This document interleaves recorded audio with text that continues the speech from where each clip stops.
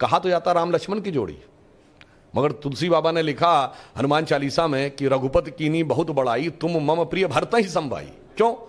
देखिए, कामना को तो धर्म सबसे प्रिय होना चाहिए, लक्ष्मण को राम प्रिय होने चाहिए, धर्म को मोक्ष। और फिर मैं एक और बात बताऊं, जो लोग कहते हैं ना राजा दशरथ के 3 रानियां क्यों थी, क्यों? इसमें 2 ही जुड़वा भाई हैं। कौन? लक्ष्मण और शत्रुघ्न। एक कामना, एक अर्थ, यानी इच्छा और पूर्ति, ये तो जुड़वा भाई हैं। और 3 क्यों जो होना जरूरी था?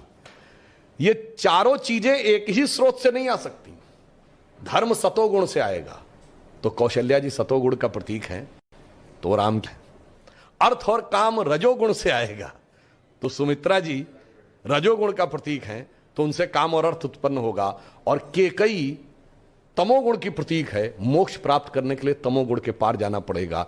इसलिए महाराज दशरथ की 3 ही रानियां हैं, 2 या 4 नहीं। और फिर यहां पे मैं ये भी कह दूं, मतलब इसको कोई अन्यथा न ले, मैं मतलब ये नहीं कह रहा हूं, इसमें सबसे सुंदर कौन था? केकई।